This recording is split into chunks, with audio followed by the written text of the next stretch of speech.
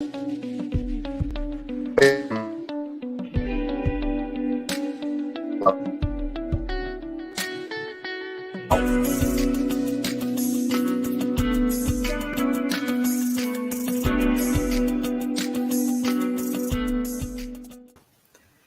guys, it's your girl Sunny D. Welcome to tonight's podcast. We got a dope show for y'all tonight. Willie is on the line. We got hopefully the fellows are coming through and our other guest hosts slide through in the next couple minutes. But before they get here, I'm gonna do the whole rundown and see if I get this right. And hopefully Willie thinks I did it right, but we'll see. What up, though, Let's Sonny? see. Oh, Oh shoot, yeah, what the say what's heck? up, everybody. Why are you in the dark? I don't Sorry. know why he's in the dark, but you guys can catch us Mondays, like you see now, live at 10 p.m. The whole gang. You can get some merch, which I do not have any on, and I'm not sure if Willie does. But if you want to get some merch, we got everything between cups, hoodies, t-shirts, pillows, mask. I know mask is not mandated for some people, but in case you want a mask, we got tote bags. We got it all at our store, gftradio.creator-spring. Support us while we support you. Cop some of that dope merchandise. And if you have not and are not for some odd reason not following us on socials, you can go to our website, gftradioshow.com. Also go follow us on social media on Twitter and Instagram at GFT_radio and at GFT Radio on Twitch or at GFT Radio Network on Facebook. Also, if you have not, I don't know why you would not have done this, but if you had left the country or your brain left you for a little bit, then you would definitely want to join the conversation by joining the conversation group on Facebook at facebook.com/groups/GFT. Join the conversation. We always have dope content throughout all out the week, out the day, like it's just all day. It's an all day event. Also, if you miss the live show, don't worry. You can always catch the playback and it's free. It don't cost you anything. On demand, replays 24/7, Spotify, iHeartRadio, Stitcher, Google Play Music, Apple Podcasts, and of course you can catch all the playbacks on Twitch, Facebook, and YouTube. And if you're watching on one of those, thank you for watching us. All right. So we're going to be done with that. I'm not going to go through our shows, but the topic tonight is very, very dope. I actually had a discussion over the weekend, or was it last weekend? No, it was last weekend. And I hit the gang up and I said, yo, we got to talk about this. So definitely felt like we needed to talk about this, and got some people to text people in to join us. So I can't wait for everybody to get on so we can start that conversation. So definitely, I'm over here reading everything. I'm trying to share it to the group. Hold on, guys, bear with me. I usually share. I'm usually the sharer. Definitely. Let me share to our group. And all the podcast groups that I share it to. Willie, you chiming back in? I think he's getting back in. Oh, maybe I need to add him. I don't know. I think I see him. I'm not sure. Let me go add him. Are you there? Yeah, I'm here. Can you hear me now? Yes. So, Okay, much as better. I said, the conversation I had with a friend over not last weekend, but the week prior was about like I don't know why he decided to have the conversation with me, but he did. He was talking about raising kids, and I'm making an impression on them as well. If you're two straight women or two lesbian women or two men raising, the likelihood of you raising a straight kid is very unlikely because you probably influenced them, and so they're probably going to be a lesbian or homosexual, right, or anything in between, a part of the LGBTQ. And also, with that being said, the argument was made on my side. Then, so basically, what you're like, it's similar to saying if you were raised by a single, like if you are a man raised by a single woman, the likelihood of you being gay because you don't have male influences and she has influenced you in her feminine ways, you might be gay. And also to the vice versa. So that was our debate. It got a little heated. I actually sent him the link, so hopefully he'll be in the comments or tuning in at some point during this podcast to be able to give his view. But I think I did send him the link, so hopefully he'll be on it. But that's the topic for tonight. And if you guys have opinions, definitely drop them in the comment section, and we would love to hear what you guys have to say. So I know for me, and like I even made the argument, personalize it for myself. I made it to where for myself, I was raised in a 2-parent household. Neither of my parents that raised me were homosexual or lesbian or whatever, and I came out the way I am. So I'm equal opportunity. So if that's the case, then I should have been raised that. I should have been straight according to his logic. I think somebody that was around us also made the argument of you raising your kid to be a certain way and they decide to be a heathen. Like you really, so like kind of makes the point moot. But I definitely want to hear you guys comments and opinions about it, because this was like a real huge debate. And then when I talked to the guys, we all had our difference of opinions. Some shared some of the same opinions to an extent, some kind of differed on different levels. So I definitely cannot wait to Yeah. So that so yeah. So here's my take on it. I agree with you that your surroundings, your environment, your parental structure or your family structure definitely has no direct influence unless you allow it to, right? And I think that's the thing. The one thing a lot of people don't take into account is that there's going to be kids who rebel against what they see, who may not follow what they see, or vice versa, who may feel like what they see their parents do is golden. It's the way. It's the best way to do it. I have 6 kids. I got 3 grandsons. I got godchildren. I got, they got kids. So I've seen a lot of children and a lot of different personalities and a lot of different ways that kids will, either be influenced by their parents or not, right? My kids are all different types of personalities, all different types of ways of life. We brought our kids up in a I won't say it's a very religious household, but we had religion, and we went to service every Sunday, or at least we tried most of the time. And we had conversations about sex, about marriage, about all types of things, and now looking back, or now not back looking back, but now looking at where the kids are now, my kids have mostly chosen their own pathways, regardless of what we either taught them or showed them. It's what they felt was right for them, you know what I mean? exactly. And I think that for the most part, when it comes to sexuality, there's influence, and then there's your preference, right?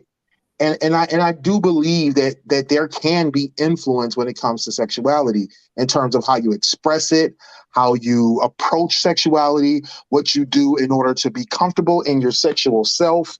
So there's different ways that you gain, or are either taught, gain, or interpret how to approach your sexuality. And I don't believe that a person that is truly, just choosing homosexuality, bisexual, heterosexual, being a trans, being, what I mean, having any of those types of choices, I don't believe that if they really chose them, that influence had a 100% direct, Reflect on how they were raised. reflection on how they were raised, because of the fact that we see so many kids, so many adults, so many older people who have made that choice to either be, whatever they are, because you can't, saying that being heterosexual, it's Yeah, it's Yeah, what I people feel like that. consider Like the you norm, but can't it's even not like choose that. it has to be normal, right? It can be different for people who are raised in a LGBTQ home where they may only see same sex couples, and then they decide, hey, I want to be heterosexual because this is what fits me. Yeah, and that's here's my point that I made in that debate. I feel like because that came up, the topic of you chose to be gay, you chose to like girls, you chose to feel like you were a woman, you chose to feel like you were a man, XYZ and all those things. And you chose to like everybody. And it's like I can like and I say this reflecting back to myself. Like I can't speak for anyone else. Right. I was raised like we've had this talk on the podcast. I was raised in the church. I was raised in a two-parent household where neither one had any homosexual or homosexual tendencies and stuff like that. My Right. mom was she felt the way about that. Like I've shared before. Somebody told my mom that I was bisexual. I never told her, but somebody told her, and even the way she asked me, I knew she had a problem. I'm pretty sure if me and my dad had a relationship he would have a problem. My stepdad, we never had those conversations, but like I was raised in a two-parent household. So I wasn't raised that way. And also being raised in the church, going to Bible school, Bible school, going to church all day, all the time, like just all the time. I was in the church. And a lot of my stuff I chose to do, but at the end of the day, I can remember I don't remember the age, but understanding that, like, I remember when I first started liking boys, right? And like really liking them, having a crush or whatever, like that, whatever. But then I think it was either in high school when I realized that something was off about me because I was looking at girls. And I didn't really look at them the way I looked at boys, but I knew the way I looked at them was not considered normal. Mhm. Like, watching them, being fascinated. Like I was like it's one thing to be a female and can appreciate the female body and stuff like that, but it was a little more than that for me. Right. And then being into Jesus. Hold on, I'm gonna add them two in. I'm gonna add Tay. I'm gonna add Tay in. Hey Tay. Hey, how are And I'm gonna add y'all? Be Smooth. This is Be Smooth. Willie, that's Be Smooth. And we already know Tay. B, that's Tay. This is the What up, gentleman I though? had to debate with. So What we're up, gonna though? All right. What up, though? he's very Appreciate passionate. y'all for joining. Appreciate y'all for joining. Yeah, so thank you guys for joining. But like I said, for me, knowing like in high school, something was different because I looked at females similar to how I looked at men. Not completely, but similar, right? And then as I got into my earlier years after graduating high school, I knew that it was more than it was more than what it started to be equivalent to how I like guys, right? And then it took for me to find it took the long period of it took for me to vocalize and say out loud, I like women too. Like I want to touch them inappropriately and I like them too. I say inappropriately, but whatever. Y'all know how I just talk. But like that's I got to that point to say it out loud. And I remember saying it to my best friend, and she was like, "What?" Like to my two best friends at the time, and wondering how they were going to feel about me because we had been in many scenarios where we're friends. We've gotten dressed going out. I've been around them naked. They've been around me naked. I've made comments about XYZ, and even people that know me know I'll compliment you like, "Yo, your boobs," blah blah blah. Like I mean, just like I'm that person. Like I'm not overtly. And I remember my best friend was like, "Well, you don't really." I expected you to be a certain way. And I'm like, I'm not, I'm sorry. Like the status quo, what you think a bisexual person is, I'm not that. Like, because people were saying, oh, you had to be like this all the time. And I'm like, no, I'm chill. If I like you, I'll tell you, but I'm not like, I don't broadcast it to other than the podcast and my blog. At the time, that was like my safe spaces and the blog on the podcast. Y'all watch it so you know it. But like, if you walked up to me personally and met me from day one, I'm not about to say, hey, I'm XYZ. I'm more of letting you be comfortable. And if I feel comfortable with you, I'll tell you. but I'm gonna like I don't mess with friends. I don't, do those types of things. I'm never gonna make you feel uncomfortable around me. I'm just laid back, but I'm paying attention to everything. I'm on it. Like I can tell, like, and then my friends really started acknowledging when we started to go out more, and then they started seeing females approach me and my response. And that's when like it was like I said it, now you see it. And like for me, it's like I feel like I was born this way. I didn't choose to like females. I knew something was there, and then at some point fully understanding what it was, and then when I first acted on it sexually, then I knew it was like, okay, like this is like, it's one thing to be like, oh well, I'm this, I feel like this, I feel like this, I feel like this, and to actually go there, it was like, oh okay, so now I'm really on this ride. Like I'm really about this life. Tell me what you're talking about, Sonny, so they understand what you're talking about. Oh, I'm just talking about to catch you guys up. I'm talking about the comments or the correlation of people saying that people aren't born this way, or people choose to be either homosexual, lesbian, bisexual, transgenders, like that. It's just a feeling that you feel that you're different, and like going through life and understanding that you're different and you're not the status quo is hard thing. Like you got people that's older that still won't come out to people, or have came out at in their late years because they fear of judgment. So we went over the topic in terms of the fact that there's people on both sides, right? There's people who are raised by heterosexual parents or single parents and things like that became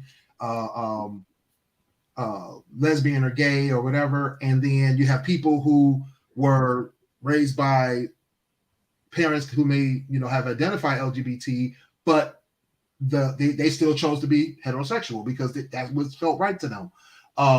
So in terms of how you feel about the relationships that are built, what makes you feel that a parent, and this question I guess goes to, I'm sorry, I forgot his name already. Be Smooth. Be Smooth. So in terms of, because Sonny kind of gave us a primer saying that you kind of felt differently than she did about this situation.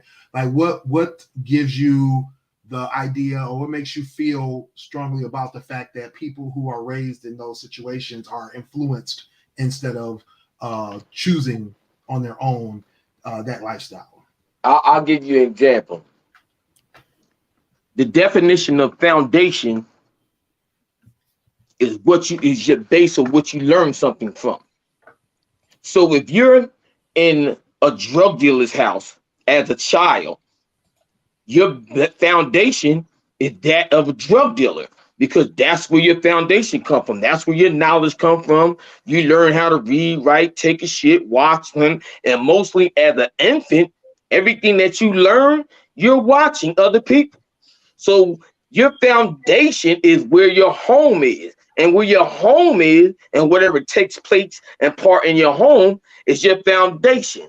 Now, if we were talking about a basketball playing family, let's say Michael Jordan. His son, we would expect his son to play basketball because his father's the basketball player. But now if he doesn't choose to play basketball, doesn't mean that his foundation isn't basketball. So what I'm saying, or what I was trying to say to her, is that any child that's raised in a homosexual, heterosexual, drunk, drug addict, basketball, construction, lawyer, if that's their foundation, that's where most likely their choice is going to be. And that's what I was explaining to her. Not saying that I agree with that, because I grew up in what you call a Christian, strict Christian faith background. I'm not a Christian. So that's my foundation.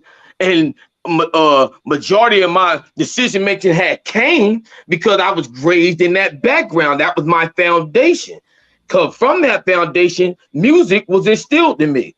And that's what I kept from my family, from what I was raised in. That was my foundation. You can't tell me shit about music. I DJ, I done sang in choirs, I could write music, I could play 3-4 instruments, and direct music videos. So that's my foundation. That's a choice that was made from my foundation, my surrounding. So if you was raised in a gay setting, you're going to most likely choose that because that's your foundation. Now, if you don't choose it, you don't choose it. But your foundation, and most likely, you're going to be gay because that's what you're mostly going to be in, because that's your surrounding. Right. So I guess Jamie and hype. Yeah. Basketball. Don't do that. I know basketball just because I'm a girl. I know basketball. But I ain't saying that. I'm just saying I use this child. I'm talking about the commenter. I'm talking about the person in the comments. Yeah. Hey, Jamie. So the biggest thing, I guess, in that, what I guess I want to understand, because I mean, because it sounds like you're saying two things for me. Because I get you that there's that foundation, right? And there's decisions that you make based on your foundation. Because I definitely have been there where, you know, my family, their religion, their choice of job, you know, jobs or lack thereof, their the way that they raise kids, things like that, all gave me a certain type of foundation or a certain type of background, you know. But everything about that situation, I went opposite. I chose different career paths. All of my family is blue collar. I went white collar. I also am an entrepreneur. With none of my with the exception of my dad, was an entrepreneur. I chose to be more of a person that, you know, I related to my kids. I tried to be more open and honest with my kids, be more flexible with my kids versus more strict like my parents were or like my grandparents were. I also, you know, so I mean, what I'm giving examples of is that there's things in your foundation that a lot of people just go against because they feel like it's not right. I mean, we just did a show about that where we talked about things that we saw in our parents, either in their relationships and the way they raised us and the way they taught us, that we had to go against or that we went against because it just either didn't fit us or it didn't fit our lifestyle or the lifestyle choices that we were making. I get the point of making decisions based on your foundation, because that is a lot of times what influences us to make either counter or complementive, you know, choices. I do agree with that. Yeah, because that makes sense about how our parents are. Like, you know, some things your parents did that you don't want to do, so you change that. And some of the things they do, you still want to instill in raising your kids. So that makes perfect sense. But my conflict with this whole with the statement that he said was choosing to be to be homosexual or whatever. Like I get the alcoholicness or the drug thing. Yes, that's an option. You can choose to go that path.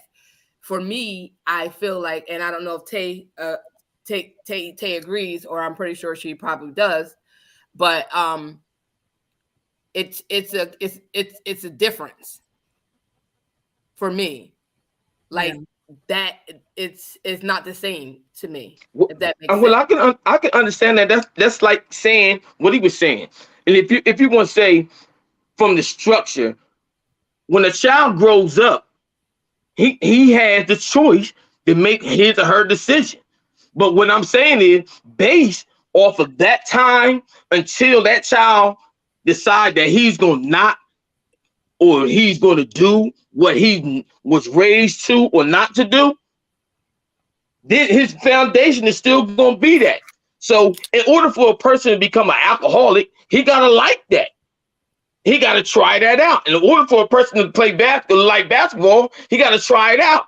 So what I'm saying is, if you don't have no knowledge of that shit, you can't just say I like that. You only gonna say you like that. You only gonna say you like that until you get knowledge of that. Because once you have knowledge of anything, you have the choice of liking it or not. So once you got the knowledge of it, you said, "Whoa, I like this." Now after you got the knowledge of it, it was when you found out certain things about that. That, yo, if I do this, people are gonna say this. Now, when you say that, you go into another part of your mind.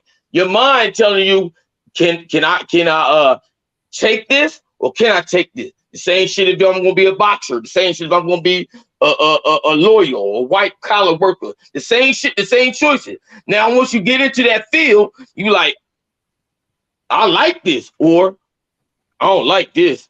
So Right. once you Right. get into that field and you like it, then you can do what the fuck you want to do because you done made a conscious choice because you have knowledge of it. You have made sound reason with yourself and you agreed with yourself. So you're saying that you fully understand the lifestyle choice that you're about to make. Now the child doesn't have that. Hold on 1 second. Hold on 1 second for me, B. Let me get to Tay real quick. I want to get Tay's input on this real quick. So Tay, you still there with us? Yes. All right. So going back to having a parent or parents that are either straight, gay, lesbian, whatever, what do you think will be the influence or not onto a child growing up in terms of their sexuality? Yeah. It's really hard to say. I'm getting my PhD in education. So a lot of things go into educating as well as rearing a child. Obviously, children, it takes a village. And for me, I had two self-interested heterosexual parents who claimed to be Christian, but as we know, with a lot of Christians, we're definitely not. So I learned all what was right and wrong from them, which gave me a skewed view of what was normal and non-normal. And unfortunately for Black children, especially queer Black children, they are at higher numbers of being sexualized / being sexually abused when they are children. So children are exposed to very adult things very young. And that's not present whether their parent is heterosexual or whether their parent is homosexual. That's just across the board. That Black children are adultified, Black children are sexualized, and Black children are seen as older than they are. So that's just across the board, regardless. When it comes to straightness and queerness and whether or not it's in a home, when a child feels safe to do what a child wants to do, that should include, as everyone was saying, sexual exploration, and that should be with as many partners, consenting partners, as you can. Similar with heterosexuality, there's different modes of heterosexuality. So you can be monogamous, you can have many partners. I know my students, I teach in Wilkinsburg, and a lot of my Muslim students, they have several moms and one husband. So there'll be one man in the home and there'll be several wives. And there's lots of like positionings and things like that goes with that. There's also lots of gender roles and things that switch within the home depending on if you're a boy or depending on if you're a girl. Coming from my home, I was raised Christian.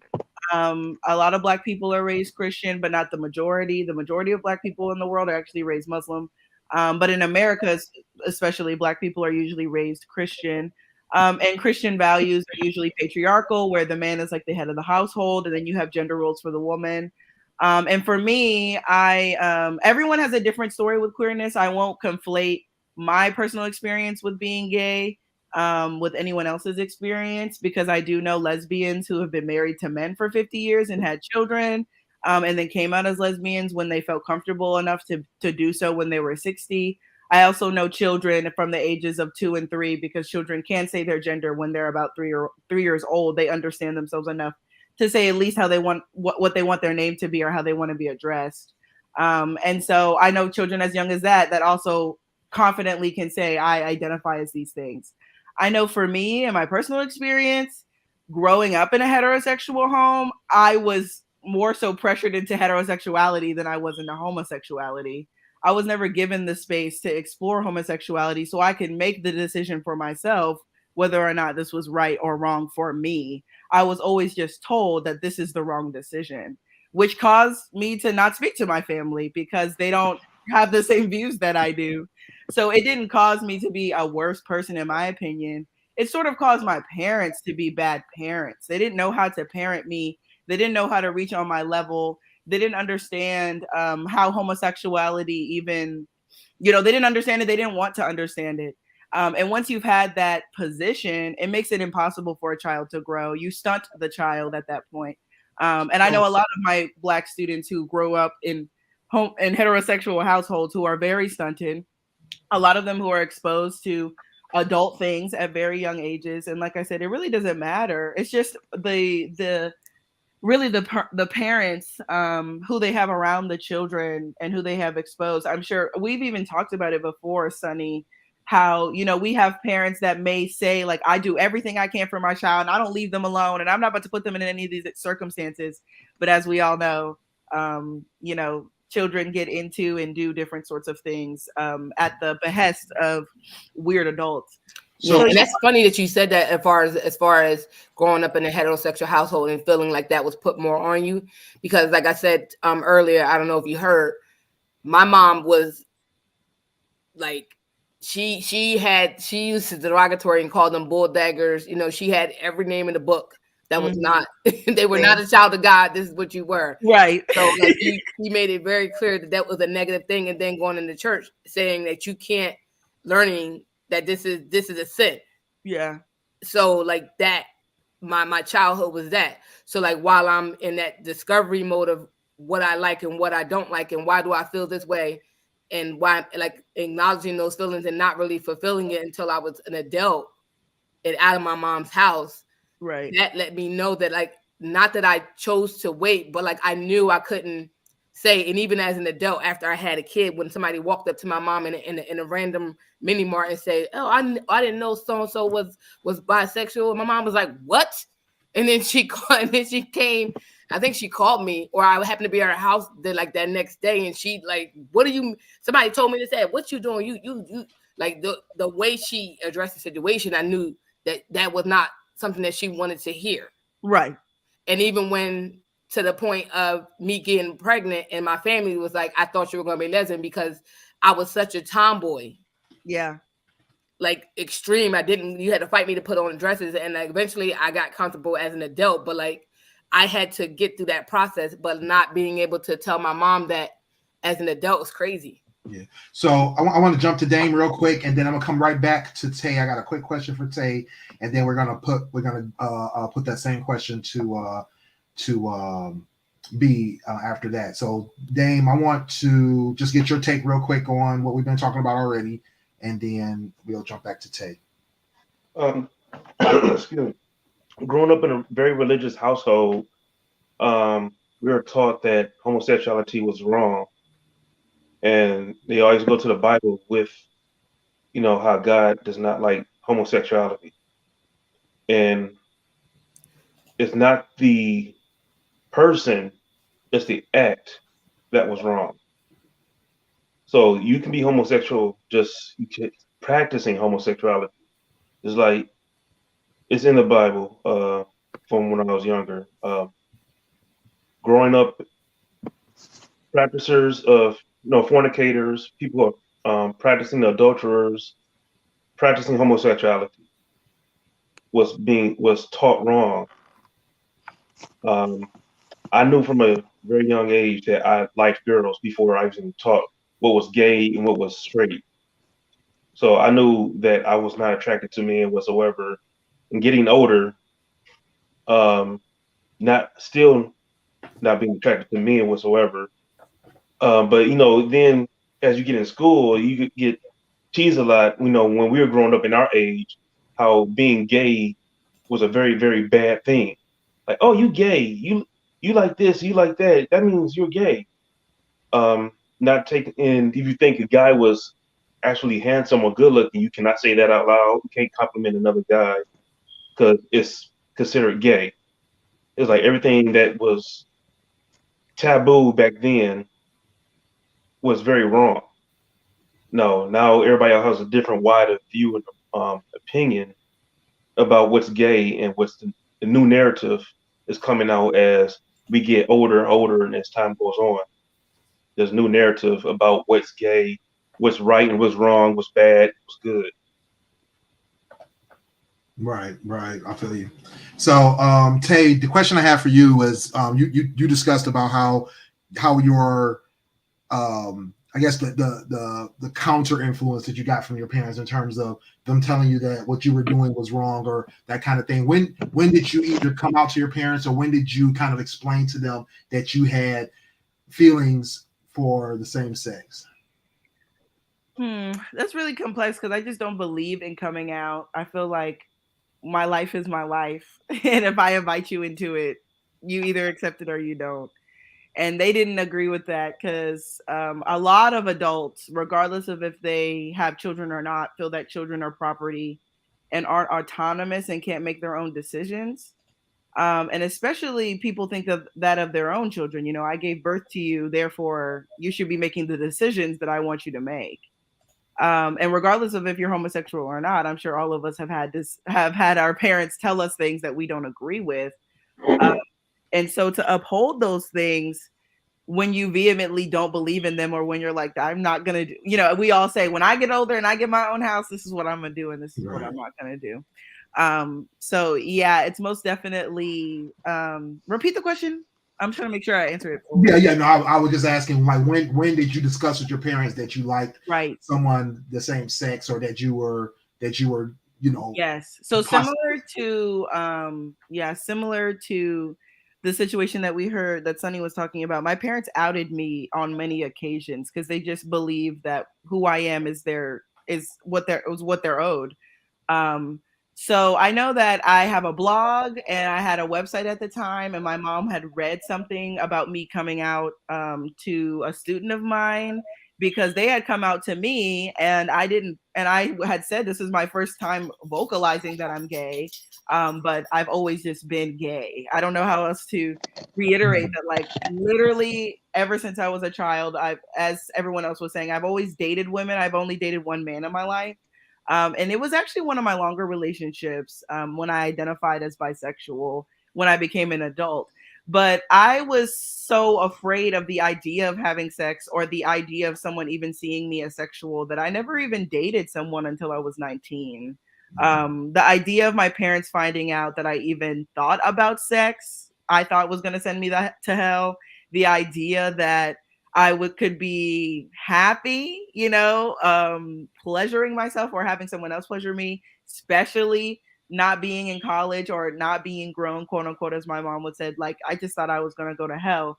So the topic has never come up. Even now, I'm 25, and my mom and my dad still very much dance around the subject. And it's because if you're going to dance around something and you're a grown ass fucking adult, I obviously don't need to be speaking to you about it. If you can raise children, but you can't have real ass conversations with them, you don't need to have kids.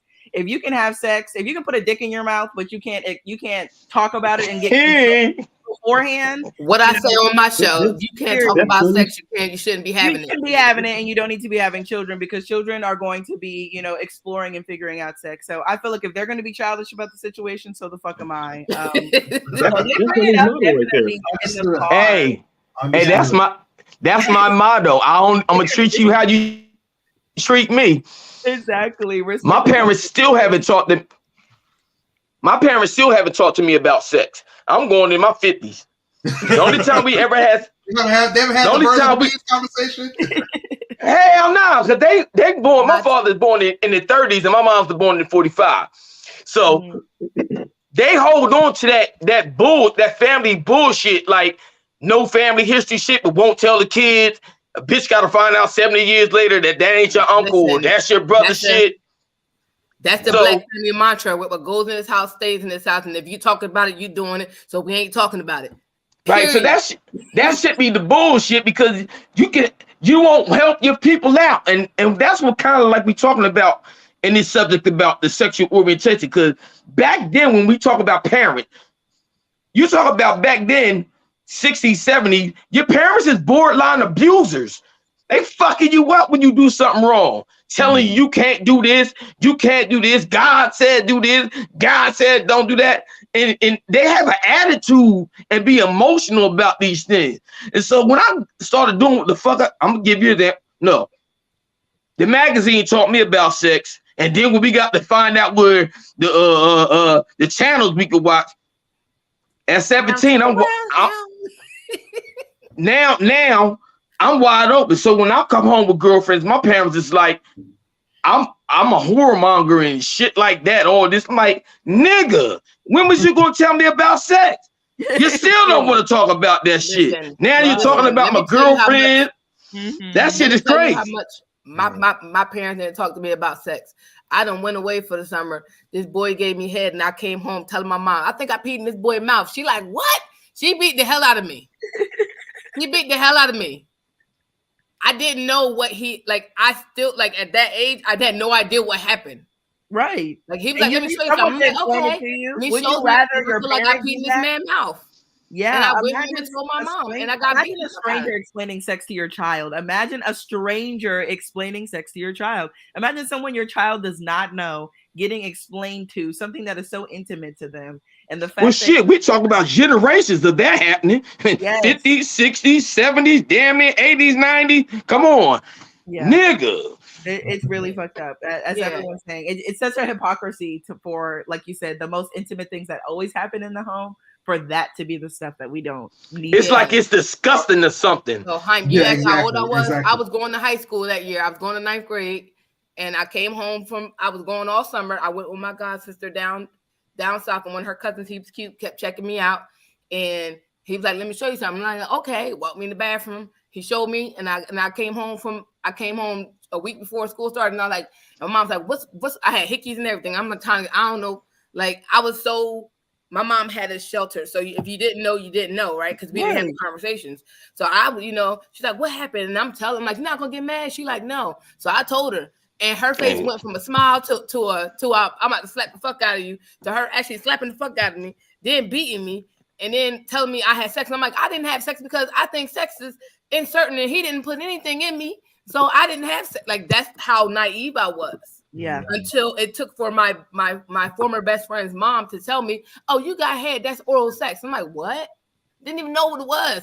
Didn't know what coming was. That's how naive I was. Yeah. Wow. And listen, and parents be the fault for that shit and won't own up it for hell and $4. They know they be wrong. And they won't own up for shit. They die for that shit. Like, nigga, it was your job to teach me about sex, and you didn't do it.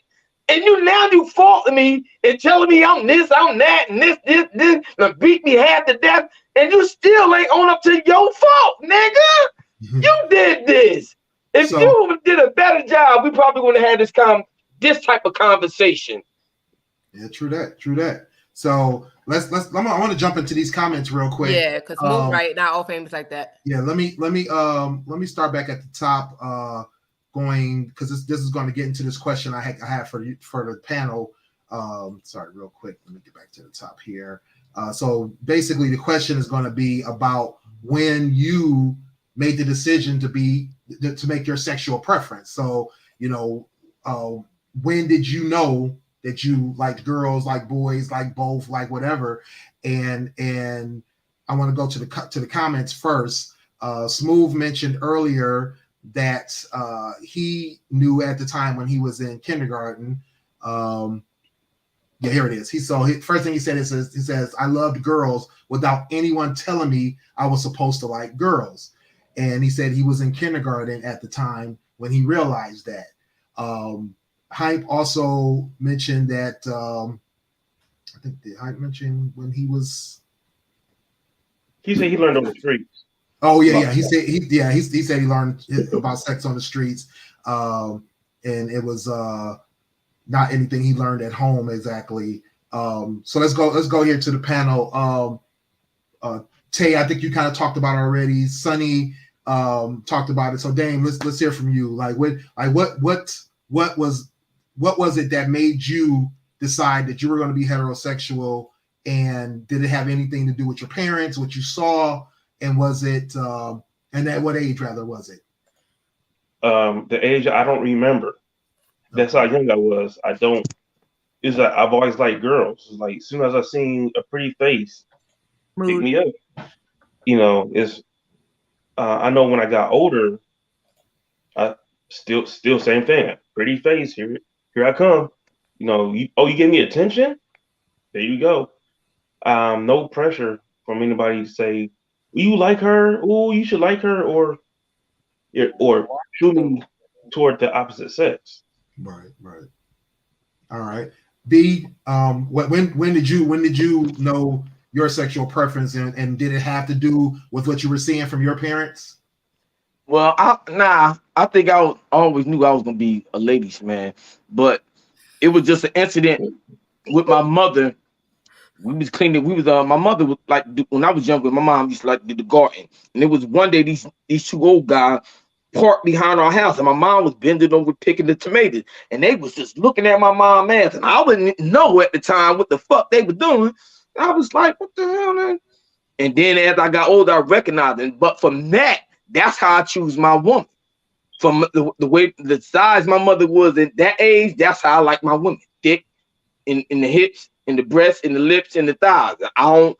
My mother is my influence on the women that I pick.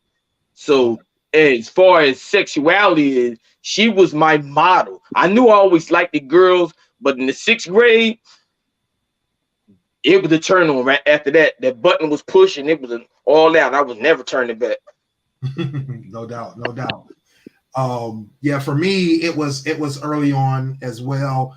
I did have, my, I was like I explained in the past, is that being younger, around the wrong people, getting molested and things like that. So I was kind of introduced to sex a little early as well, watching videos that I should have been watching at 4 and 5 years old and that kind of thing.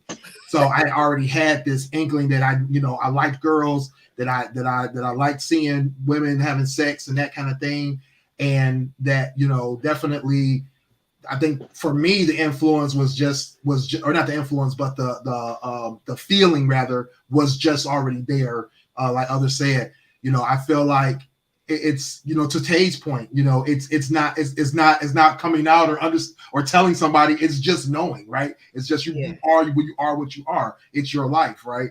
And I don't remember actually really making it clear to anyone that I was like into girls, because they always say that about boys. Like, either a boy is mannish because he's 5, 6, 7 years old, already chasing after little girls, or he's late blooming because he's 8, 9, 10, 11, 12, and he's not really chasing the girls. He's not really doing anything to show that he likes girls. They're waiting on you to hit puberty to be like, okay, yeah, now I think he's going to start, that kind of thing, which is a more traditional thing that happens.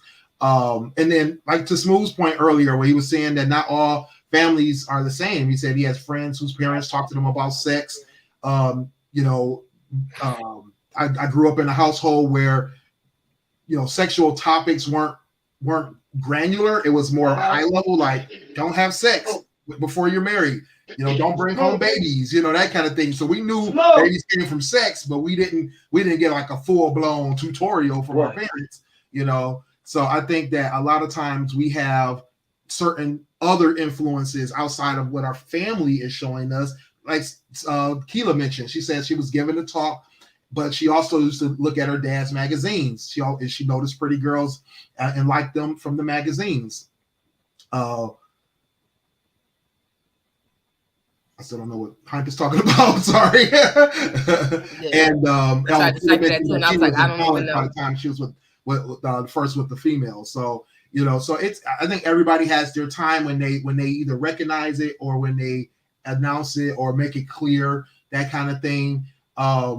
But in terms of the influence, what other influences did you all have? Let's go back to Tay. Let's go back to Tay real quick. What other influences or outside examples did you have that made you feel more comfortable in your sexuality?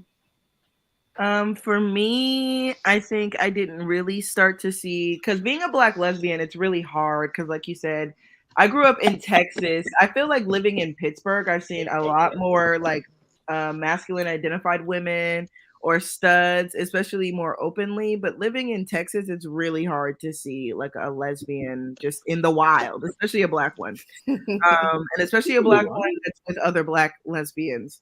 And to see a group of them, really, it's been like a agenda to erase as many images and videos of Black women loving other Black women in media as well as just in real life.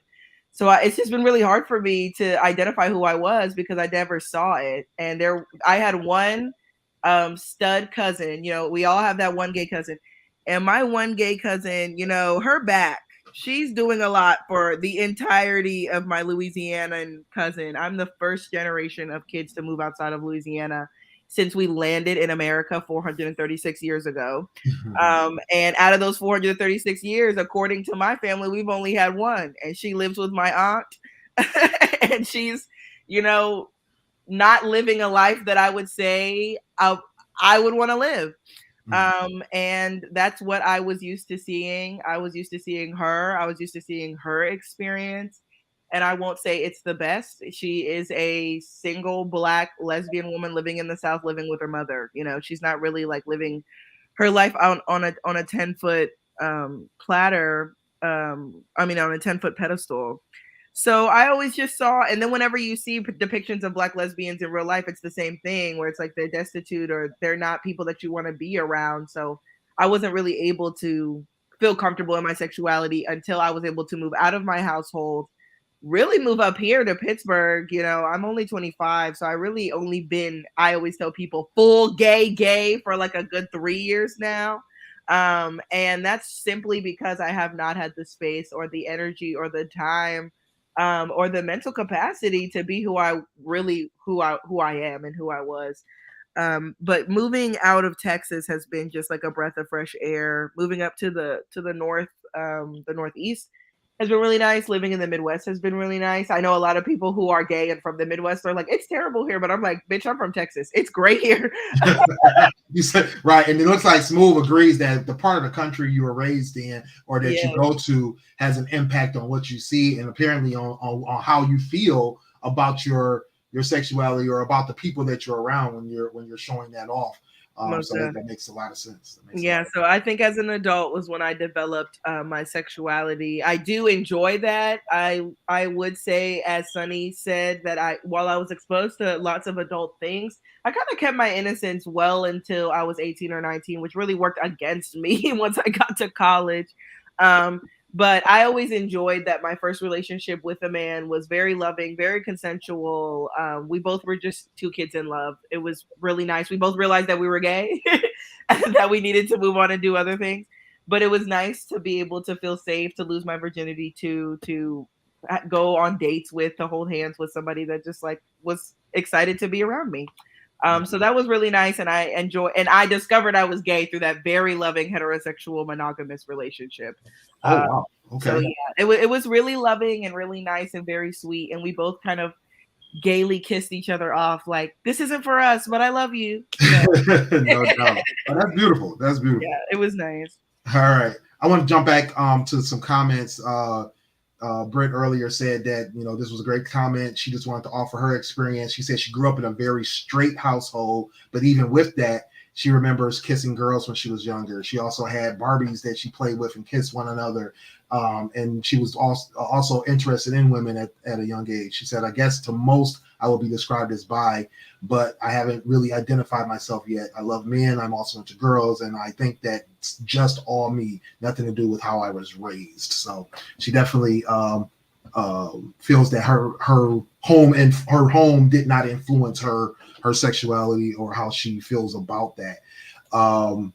Dame, what about you? My family was very open about sex at an early age. They didn't go into details about sexuality and being sexual. They just told me about sex, about what guys and girls do with each other. They didn't go past that.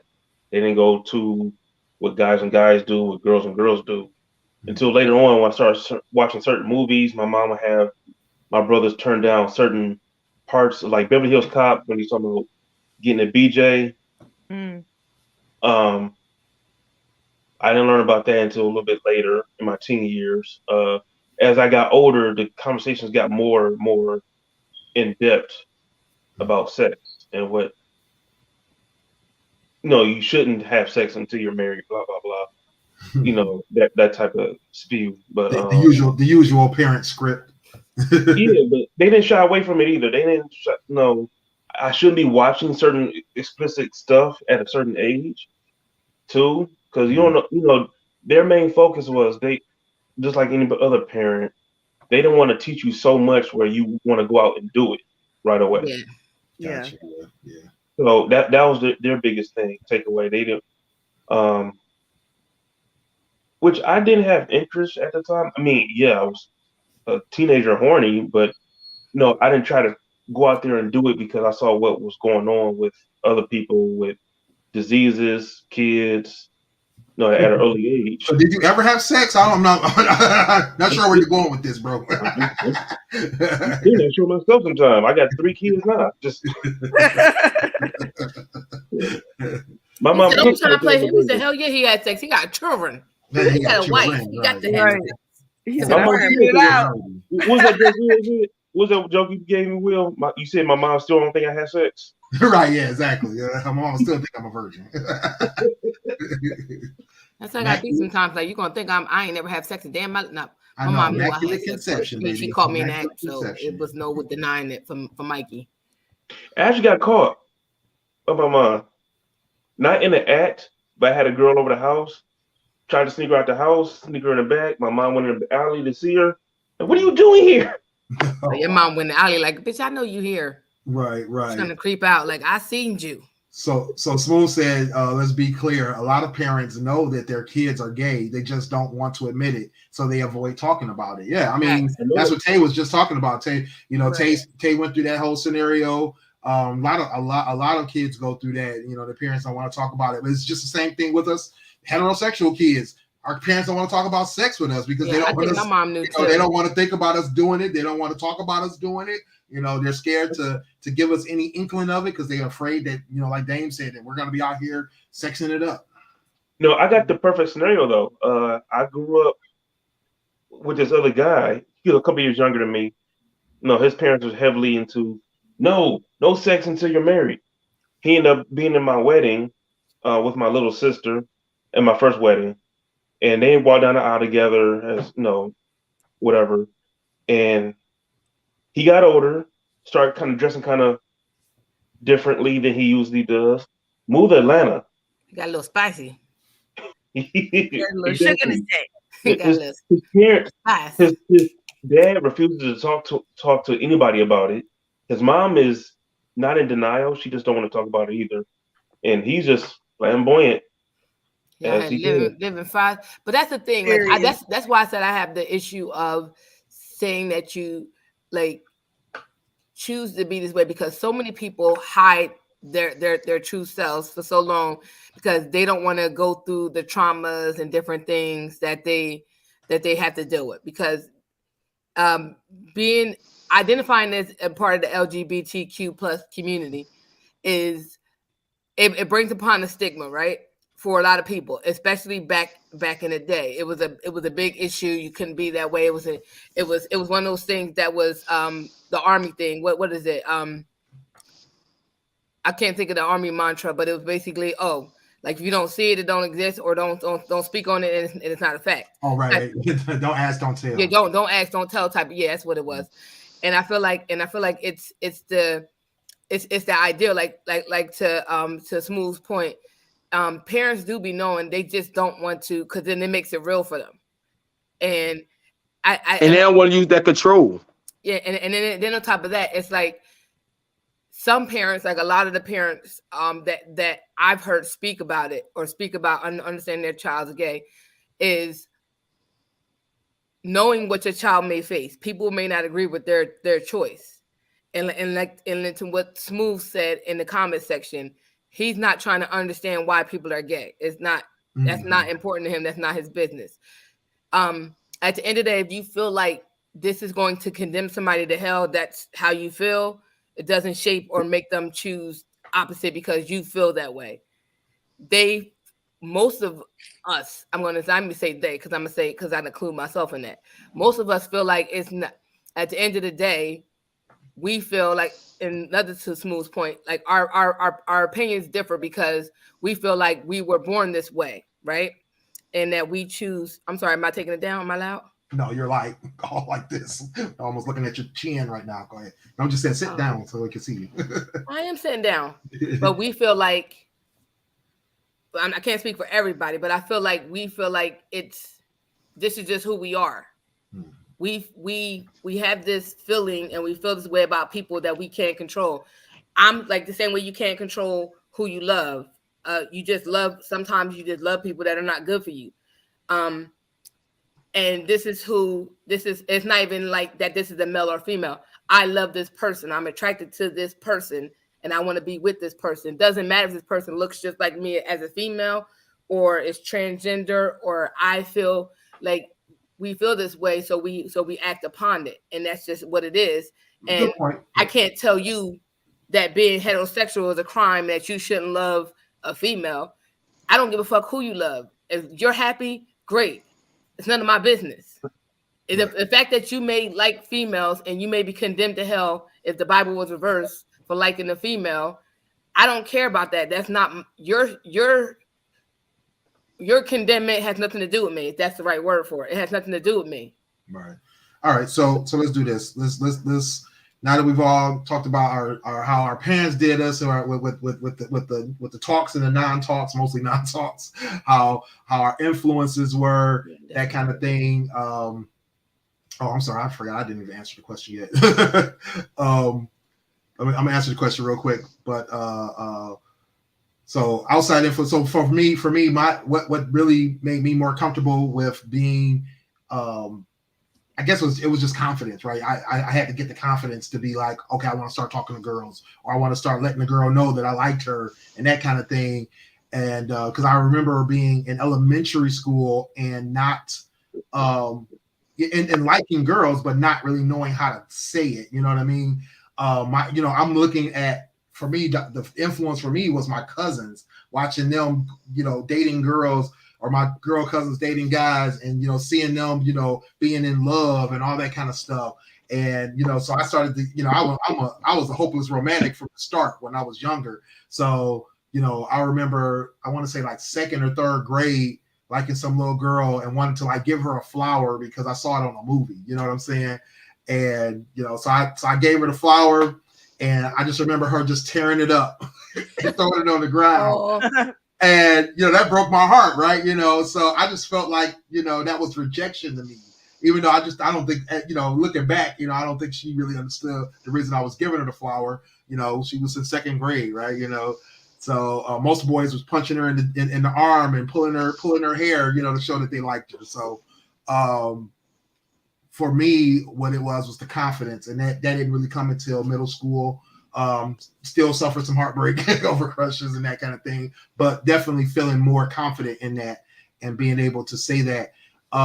Looking at my parents, looking at my my family members and things that were in relationships, there were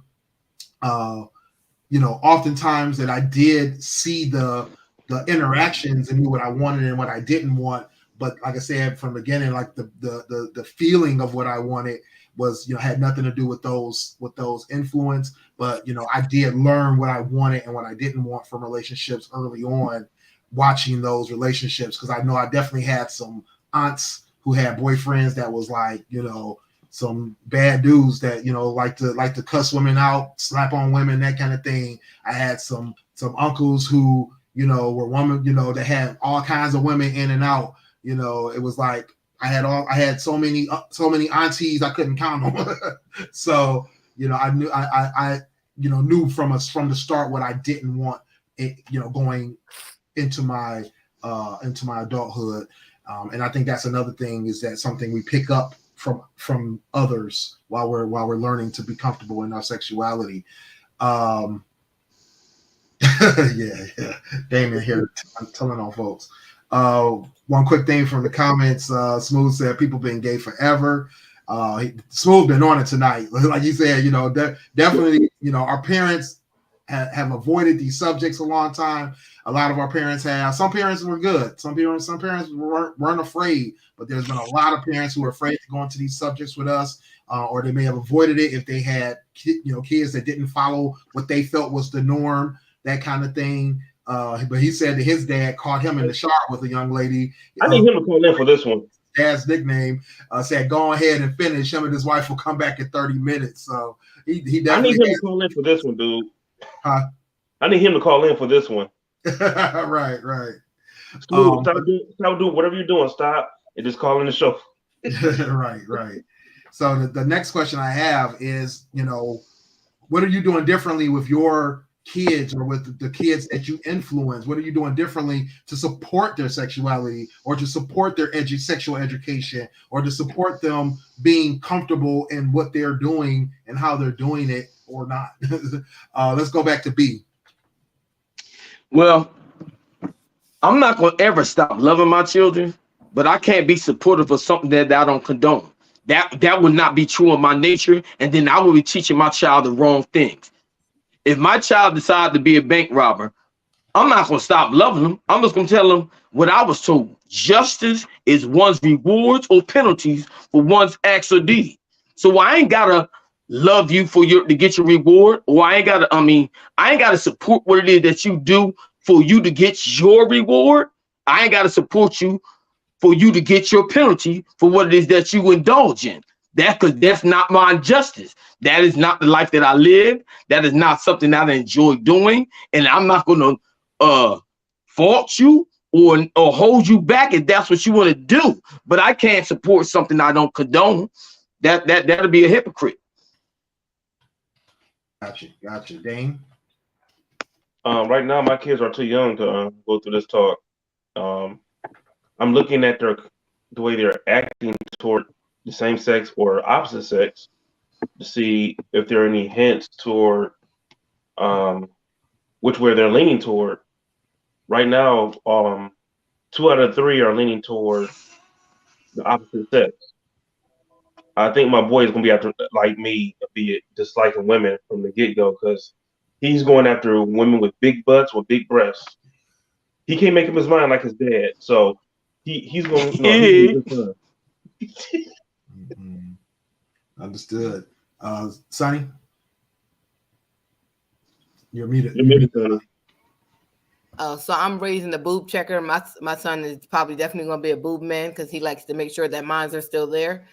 And then he likes to touch, like if we see a little girl, he want to touch her hair. And when he randomly walks up to people with the crazy smile and says hi, which if anybody knows my son, he doesn't really talk to people.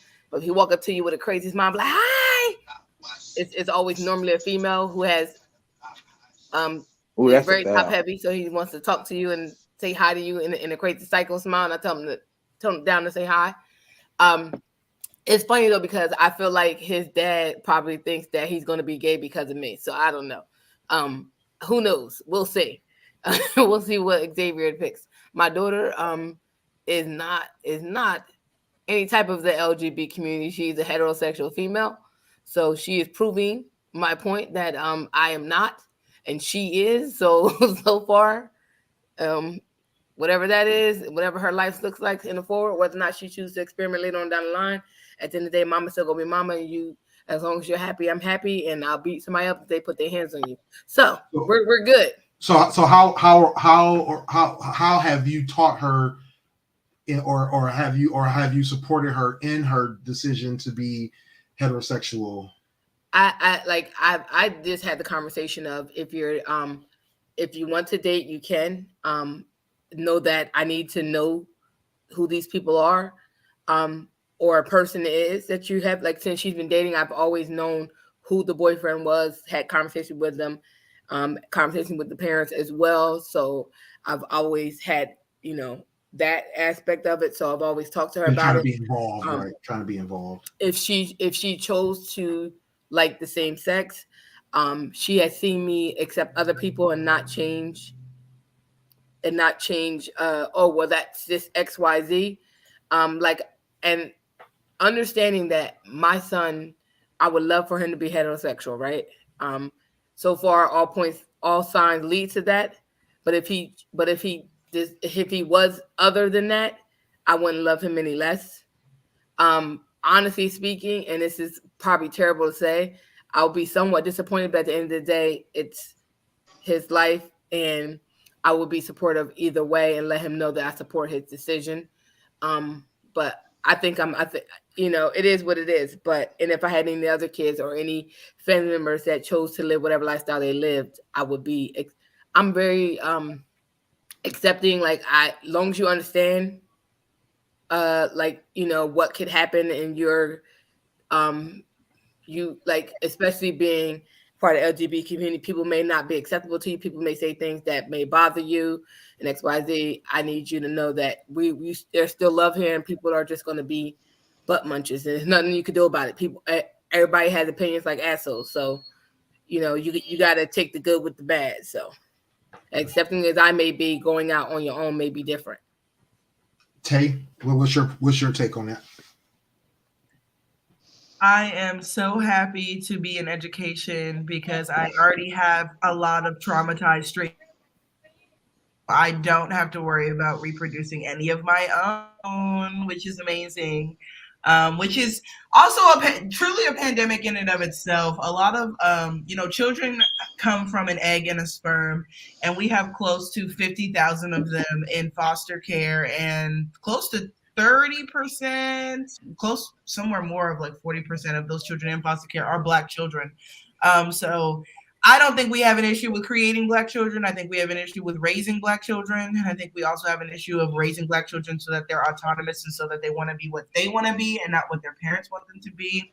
So I offer safe spaces for queer youth. I have teens as young as 14. I have children as young as 8 that I open safe spaces for, and I give classes to their to their parents and to their teachers, and I advocate on their behalf.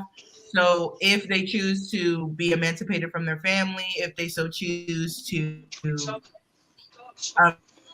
take hormones at a young age, if they so choose to do whatever they want to do, I am there for them and to offer resources. So I'm happy to be a part of the queer kids' life. I'm happy to be a part of the stray kids' lives. And I'm also happy to be a part of the parents' lives because we're all community members in service of obviously our community, but always the most vulnerable in that population, which are going to be the children.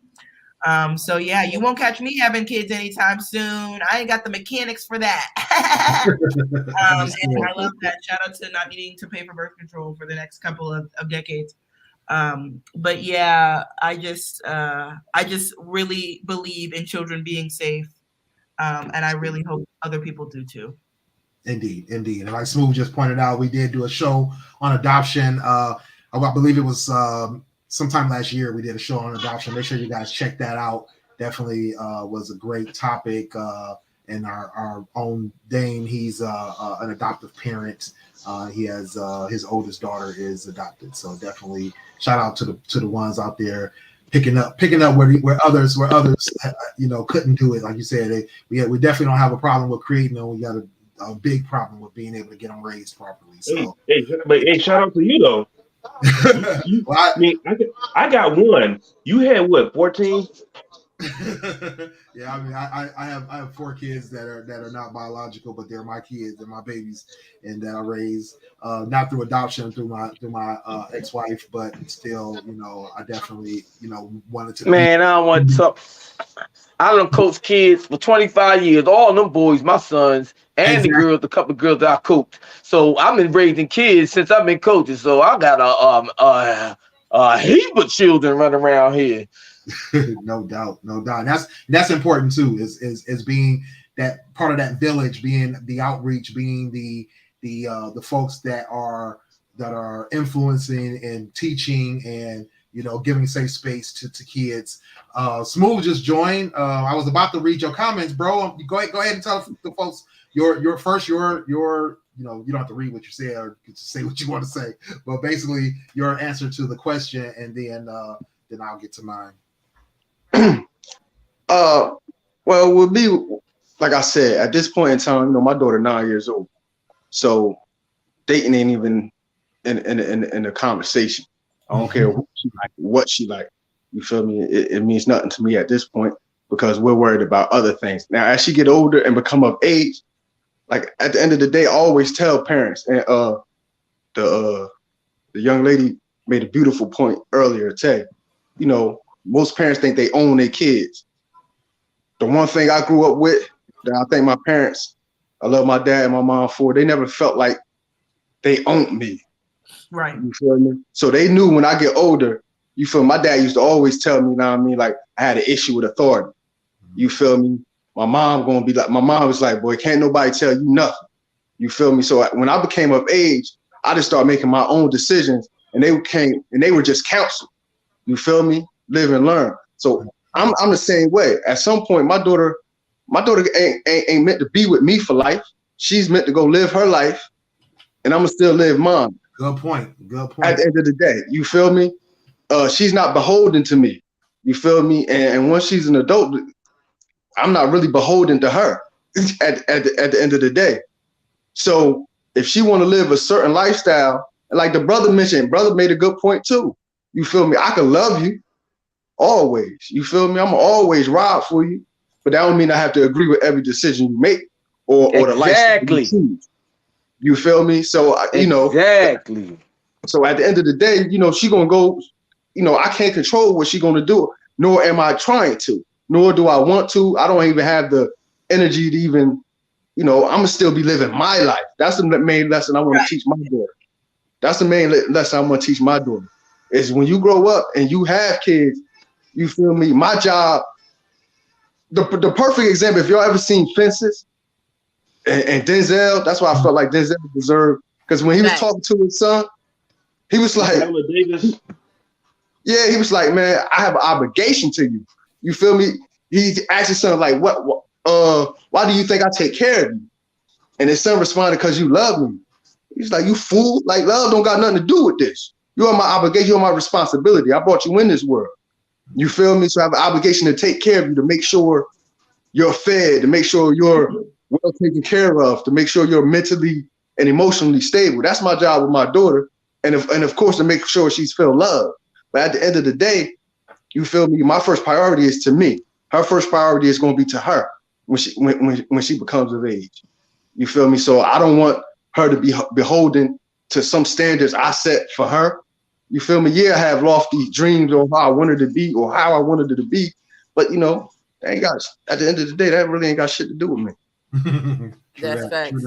Yeah. So I definitely feel the same way that you guys, you know, like what Tay was saying, what Smooth was saying in terms of, you know, I just want to be a safe space for my kids. I want them to be able to come to me, talk to me, give them understanding, support, love, you know, regardless of what choices that they make, so long as it's legal and it's not hurting somebody, then that's all I care about. You know, I do feel like in any kind of relationship, heterosexual, homosexual, whatever, you know, if you decide to do poly, whatever you decide to do, there's ups and downs. There's things you got to learn. There's things you got to, you know, learn about to make it a good relationship. There's things you got to learn about yourself to be a good, you know, to be good to yourself, so that you don't fall into traps in those relationships. You know, so you know, there's things that I definitely want them to learn. But past that, you know, it's not my choice. It's not my decision. And, you know, my kids know I'm fairly tolerant to everything, because I'm like, hey, it's your choice. It's your life. You gotta be able to live this life. I can't make all these decisions for you, and I'm damn sure not about to support you after you're a certain age anyway. So you got to be able to make that decision, be comfortable with it, and move forward. You know, be it the type of job you want, be it the type of lifestyle you want to lead, be it the type of sexual partner you want to have, whatever it falls into. I love you regardless, and I'm going to give you advice if you want it. Other than that, you know, Godspeed. So I feel like, you know, people who don't either want to talk about it or want to smush stuff under the rug or want to, you know, damn their kids over it and treat them, you know, with little or no respect because of the choices they make, be it sexuality. Sometimes it could be career choices. I see that a lot in a lot of families where career choices, you know, will split families. Because somebody, to what B was saying earlier, you know, sometimes some families are like, well, we doctors and lawyers. Why you not a doctor and lawyer? The kid like, I want to be a baker, or I want to be a rapper, or I want to be a pilot. You know, they want to do something different, you know. And you see that so much. You know, I got a lot of Indian friends that go through that because most of their parents are doctors, you know, and scientists and all that kind of stuff. They don't want to do the same thing their parents are doing, and they get so much hate for it, and it's sad, you know. So I think it's important for us to not alienate our children. You know, I mean, to Smooth's point, they have to go out there and do their own thing. So I'm not about to try to overtly influence them anyway, because they have to be happy with that choice and make it in this life with that choice, because I'm not going to be here forever. You know, Exactly. I can't always be that person they fall back on, because if I give them all this bad advice that's not serving them, then what? Let me add something because I gotta go. Let me add something real quick. I'm gonna have more energy for my daughter because I only got one child right now. Hopefully, I get to have, I want at least one more. But at the end of the day, I'm gonna be highly upset at my daughter if she's a trash individual. Yes. A lot more upset than Like if you I don't give unproductive, a fuck. I can't fuck with you. I'm mad. Like, I don't care who you fucking or what's your sexuality. If you are unproductive, lazy, trifling individual, you feel me? Facts. That's what's going to piss me the fuck off. What needs to happen in our community is we need to be more pissed at these little bum ass kids around here robbing, shooting these little girls, shooting these little boys with these stray bullets. That's what we need to have. This energy, this vigor, disdain or hatred or all that. I mean, all this vitriol we have towards who people want to sleep with. Man, I don't give a fuck. I don't even care. Like, I don't even want to hear my friends talk. I'm at that age. I don't care who you sleeping with or how many bodies. Like, I don't care. I don't care. What are you doing productive? You feel me? What are you doing productive? So that needs to be the main conversation. But I'm out of here. I definitely share that sentiment. Like, that's one thing. If I didn't do anything else with my kids, or especially with my daughter, I raised her to not be a lazy person that sat around and did absolutely nothing with her life. She always, as much as she feels upset about me making her be in stuff every, like, the weekends, her weekends were booked. She had programs during the week, and the weekend she still had to get up and go to programs in the morning. And then, like, to the point where you have so much disdain that you can't be without a job for a long extended amount of time. That's the type of individual I choose to raise. Being broke is not funny. Being broke is not cute. Living off somebody else and somebody taking care of you and you can't take care of yourself is not cool. Like to Smooth's point, if you are unproductive and lazy, I can't. Like, even my son, he's 9 years old and autistic. It's going to be a challenge to make him self-sufficient, but that is my goal, because if I drop dead or his sister, something happens to his sister, I need him to be able to care for himself and not be solely dependent on the person. If Mikey ain't teach me nothing, which happy Mother's Day to all the moms out there. We behind it. Happy Mother's Day, Mom. At the same time, it's like my mom raised us to be self-sufficient. Yes, we were raised on survival mode to take care of ourselves. And that's one thing I love in the mix too, but survival is a big thing, because I don't want my kids to be so dependent on someone else that if something happens to that person that they're dependent on, they can't do for themselves. I raised you better than that. And if you can't take care of yourself, we have a problem, because that's not how I raised you. And I will be highly upset if you out here just throwing your life away doing dumb, unproductive shit. All right. Well, this has been a great show. Before we leave, I want to remind everybody, make sure you come back here tomorrow, 2 p.m. On YouTube. The How to Hustle podcast with Heinz will be premiering another new episode. It just dropped on all the audio channels this morning. I just listened to it too today. It was dope. It's called We Gotta Get Better At. So make sure y'all check that out with Heinz. Wednesday, you can catch me and Chevy right here at 9 p.m. Dame said he's going to be here too, so make sure y'all get here. Yes. Tomorrow, special edition of Fans Perspective. I'm sorry, I forgot. Fans Perspective, special Fans Perspective is going to be tomorrow at 9 p.m. 9. Yep. 9-ish. 9-ish. At 9 p.m. we're going to be talking sports, so make sure y'all come back here for a special Fans Perspective episode Tuesday at 9 p.m. Like I said, you can catch me and Chevy on Wednesday at 9 p.m. We'll be doing the final episode of Moon Knight. It was a heck of a ride.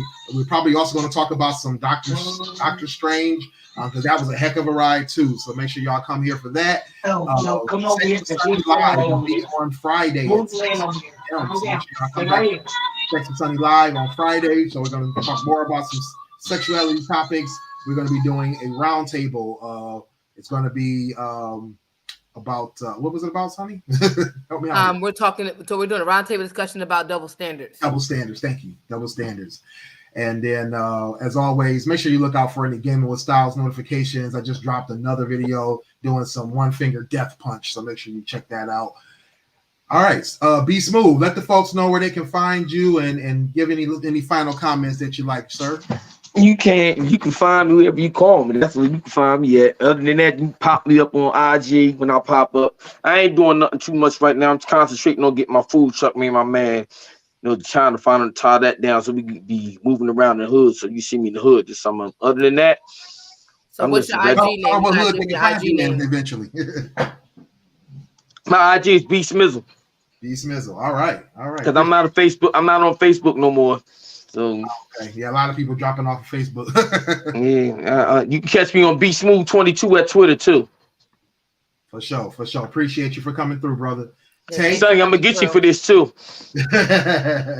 I'm gonna get you. May 18th coming up too. May babies in effect. Oh yeah. What's going on May 18th? I don't get it.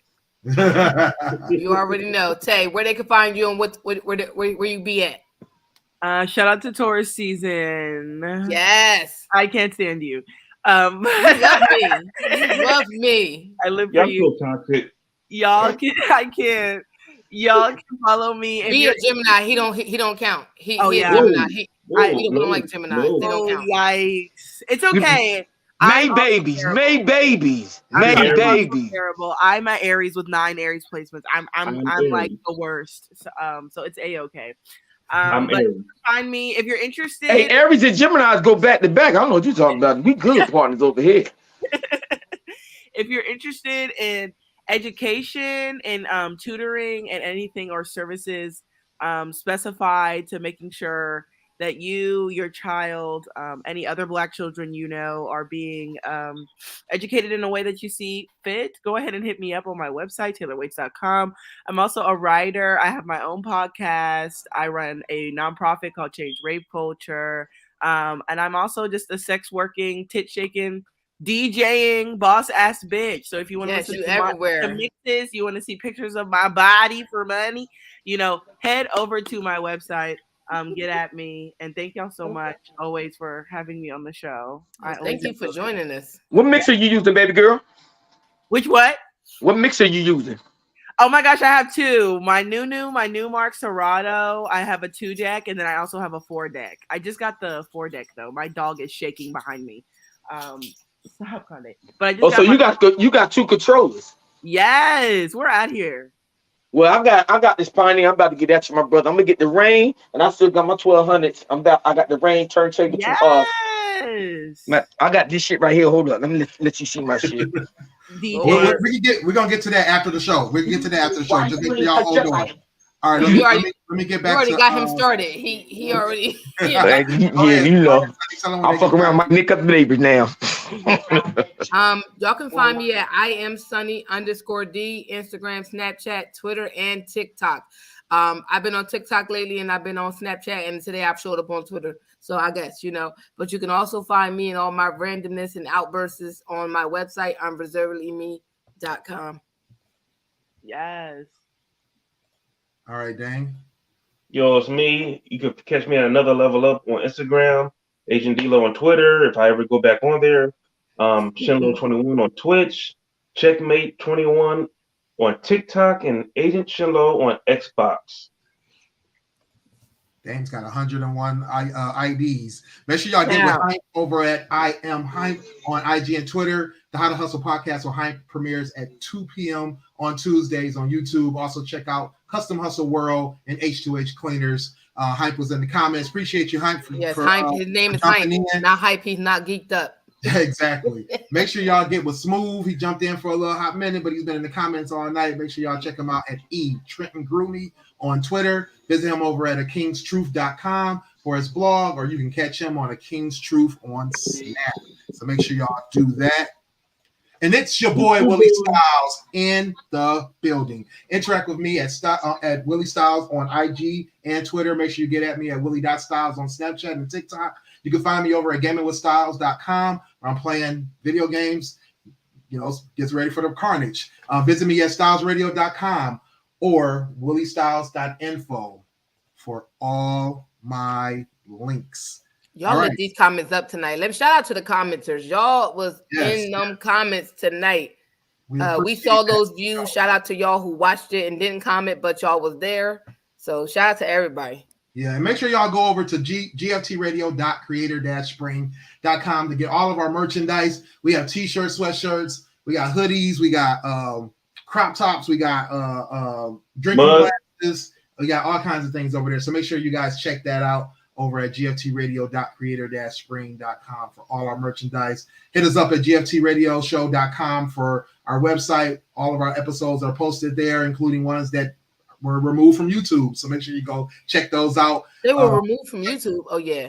Check our socials out at GFT_radio on Twitter and Instagram, GFT Radio on Twitch, or GFT Radio Network on Facebook. I guess we got just as many as Dane does. Join the conversation group over at facebook.com/groups/GFT. Join the conversation if you still have Facebook. So make sure you check us out at the conversation and join the conversation group. We have a lot of fun over there. A lot of topics pop up over there. So make sure y'all go check us out. Until next time, we will see y'all later. Tay, hold on the line, please. And we will see y'all on actually tomorrow for the fans' perspective and for the How to Hustle podcast with Hype. Good night.